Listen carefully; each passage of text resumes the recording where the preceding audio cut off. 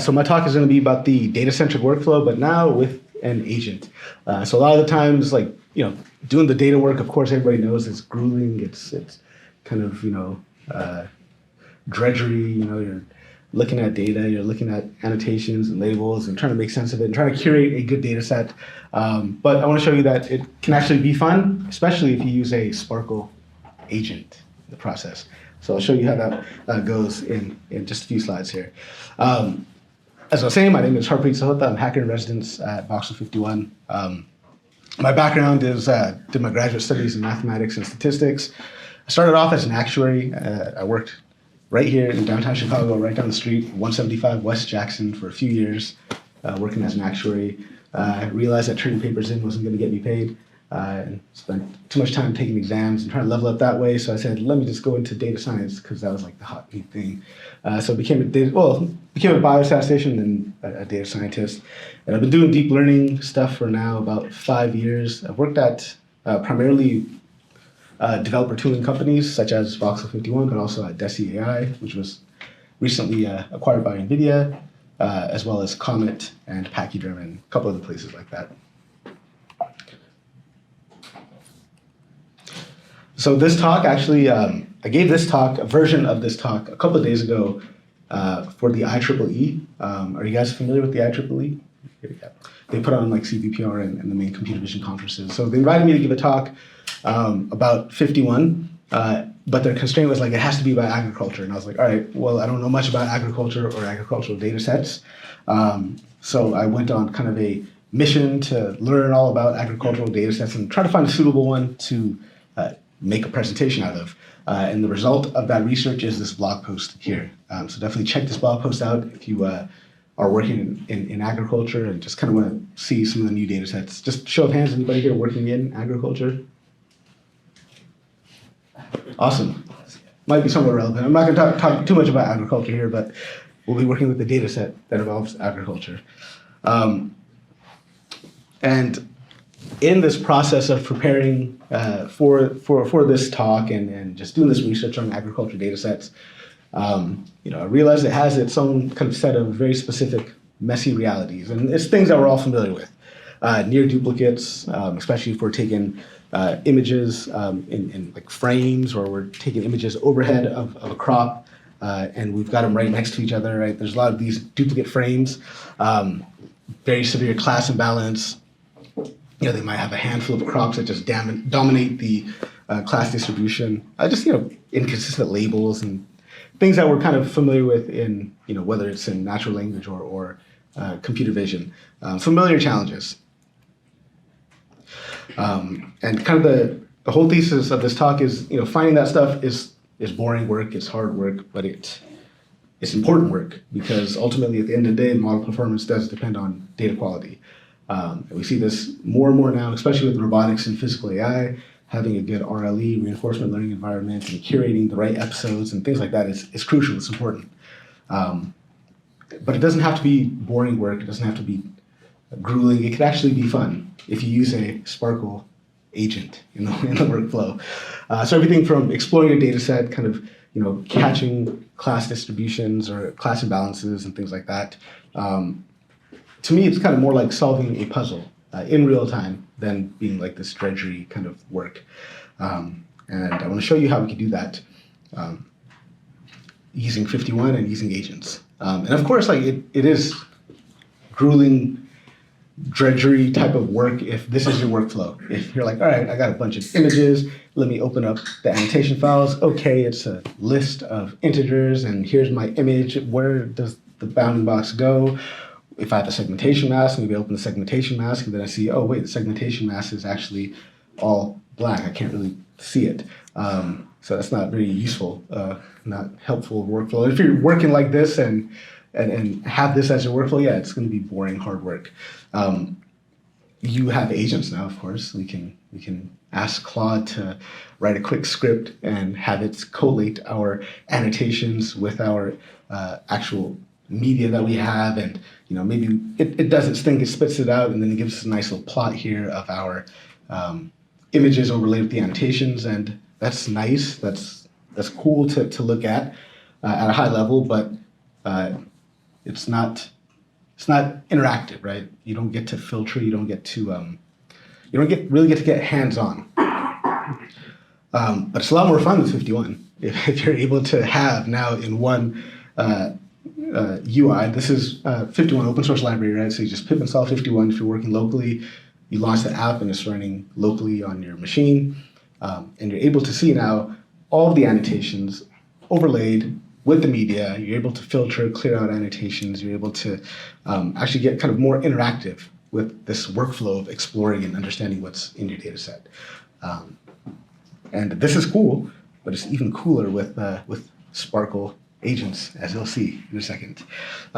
So as I mentioned, we're looking at an agriculture data set here. Specifically, this data set is called the crop and weed data set.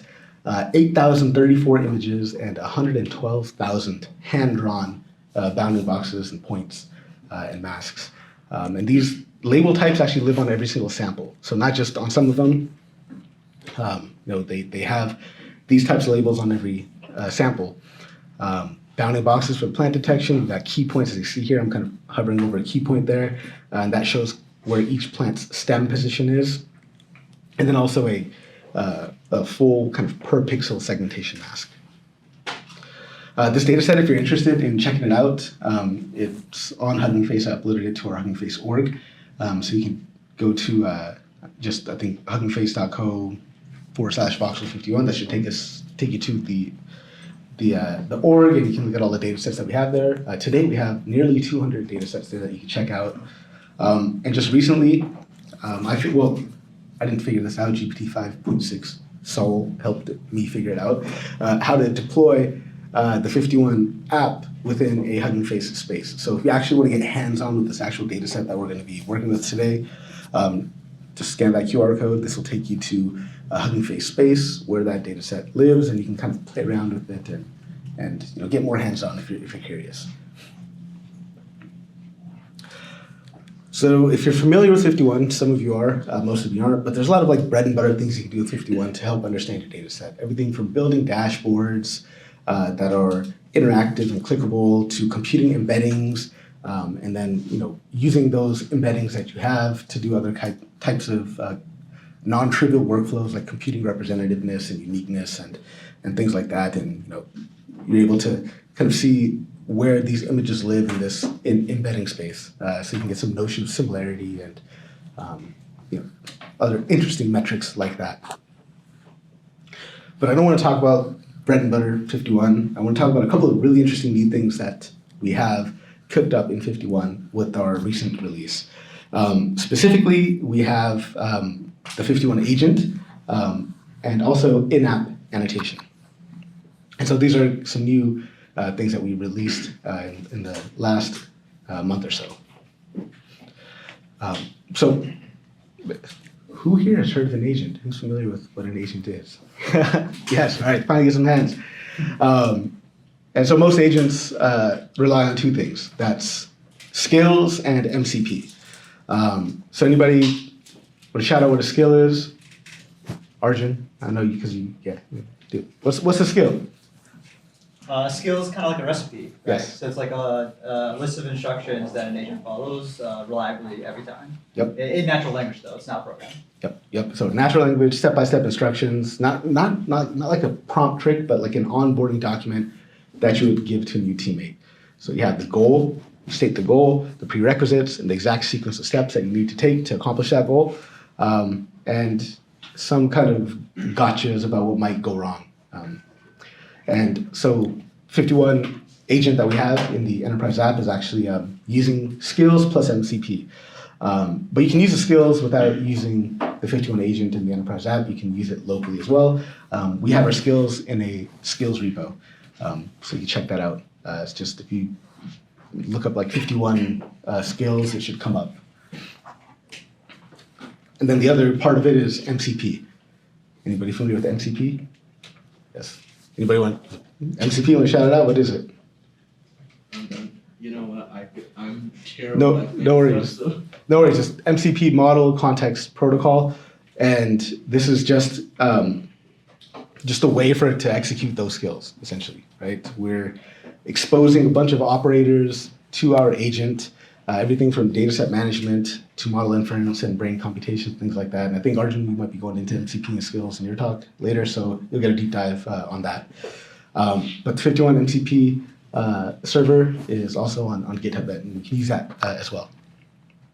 If you're interested more about the nitty-gritty details of the agent and how the 51 agent works, highly recommend checking out this blog post that my colleague Adonai is actually the guy that birthed the 51 agent into reality. So really good blog post from him, all about how tools are important for agents. But just kind of seeing the agent a little bit in action. So the agent itself, running the enterprise app, you open it up, you're able to kind of configure it how you'd like. You can set your models, which provider you want. In this case, we're just going to use Anthropic. You can also set the, if you want to change the system prompt, you can do that. You can change the user prompts. You can change prompts that are specific to your data set as well. And then all of these, like this agent also ships with a set of skills. And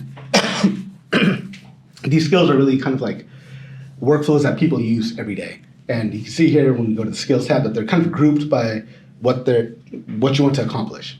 And so you can switch them off if you want to do that. You can turn them on if you're trying to do a specific kind of workflow.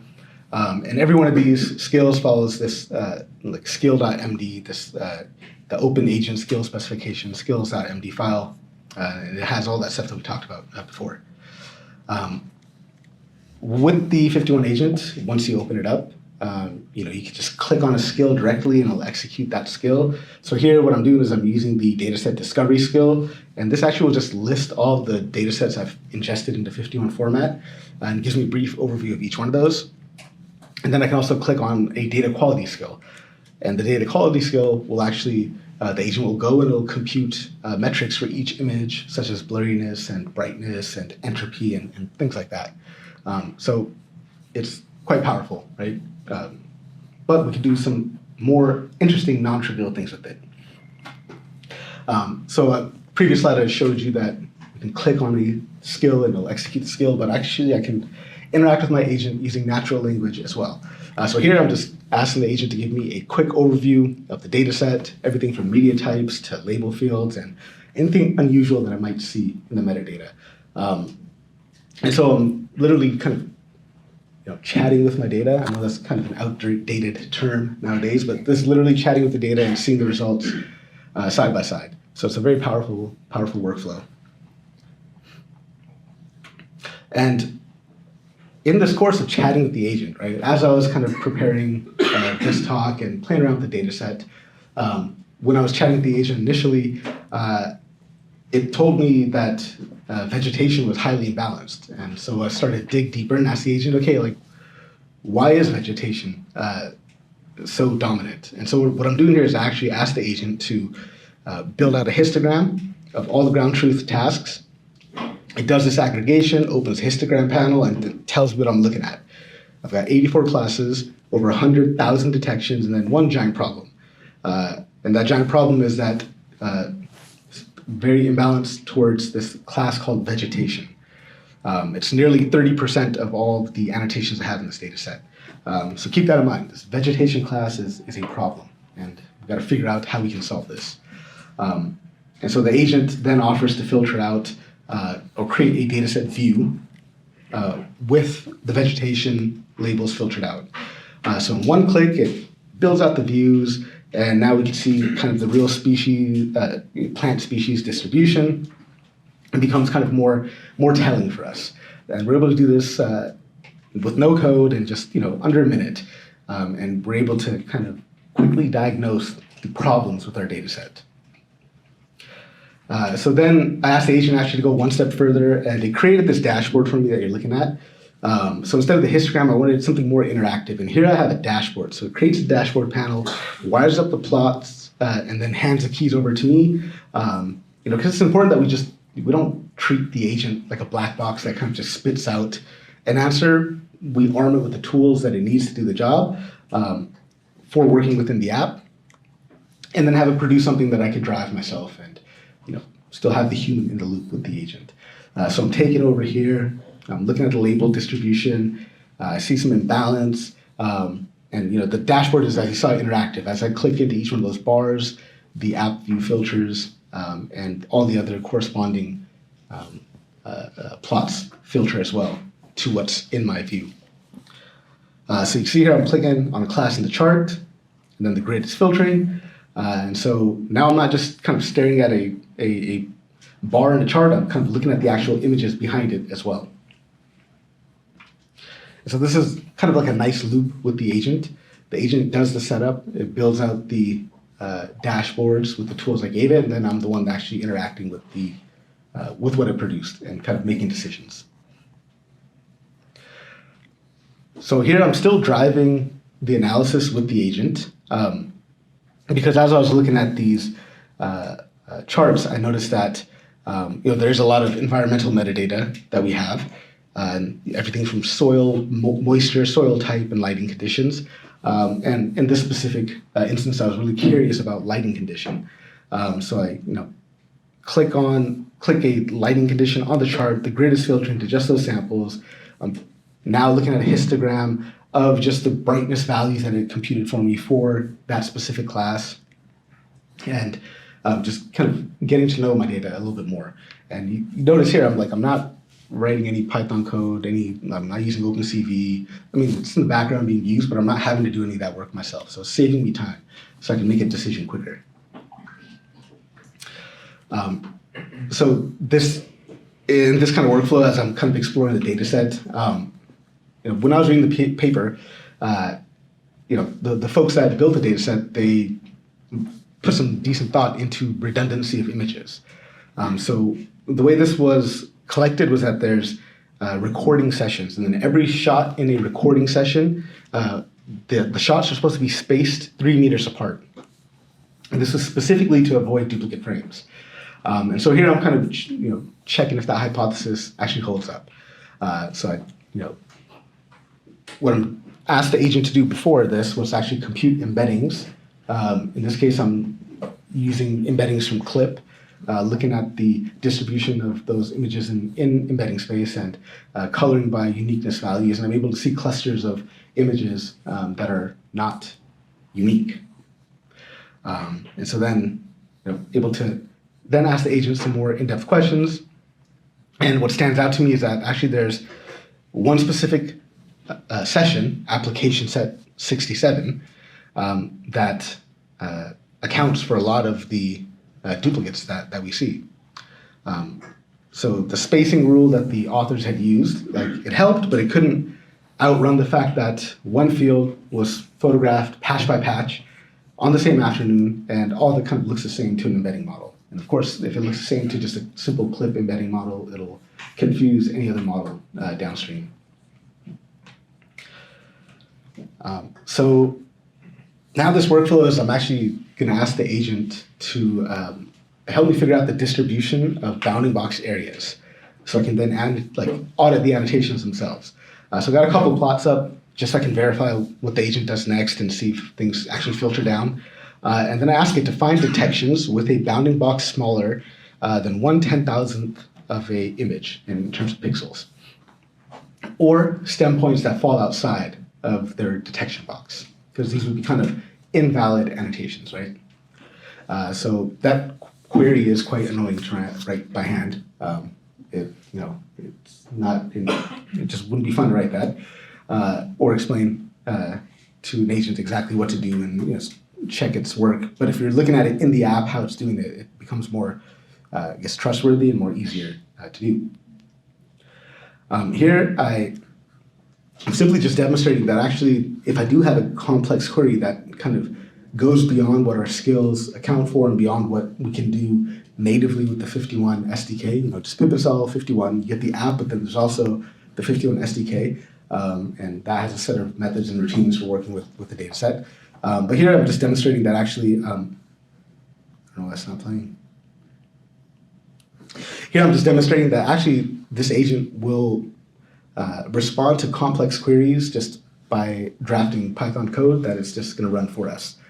So it shows me the code that it intends to run. I can say yes, go ahead, run it, and then it'll go ahead and do the thing for me and help me drive my analysis further that way.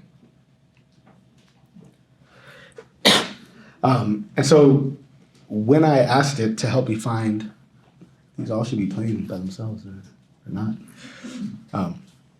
When I ask it to help me find instances where the key point for the stem is outside of the bounding box for the plant, it located some images that had this kind of error for me, and I'm just kind of inspecting it and looking a little bit closer. And as you zoom in and you're looking at the bounding boxes, you're looking at the stem to see, oh, actually, yeah, there are some cases where this actually does happen. And it happened not just once, but in a couple of different cases here as well. So as you zoom in, you're able to see that some key points are falling outside of where they should be within the bounding box. Now that I've had the agent help me find errors in my annotation, I actually just go ahead and fix that right there in the app. So here, what I'm doing is I'm finding some of these degenerate bounding boxes, as we can call them, so these really small bounding boxes. And then right there within the app, I'm able to resize them, move them, and fix those errors in my annotations on the spot. And doing it here with bounding boxes, and you can see here editing it and resizing it and doing all that work here. I could actually, we just fixed the box, but actually do the same thing with a mask as well. So bounding box will tell you kind of roughly where the plant is, but the segmentation mask will tell you the exact pixel level kind of shape of that plant, which matters a lot when you're trying to measure real plant coverage within a frame. Or you might want to separate two touching leaves, or if you're trying to train anything downstream that needs precise boundaries, then these masks become important. So I asked the agent to help find me images that have no segmentation masks, or specifically asked it to help me find those detections where the original data set failed to produce a segmentation mask. And then I'm annotating that right there within the app as well. Able to do this type of editing with not just bounding boxes, not just pixels, but actually like other primitives as well. So I'm doing that here. So all this kind of annotation workflow, you can do it with the open source app as well.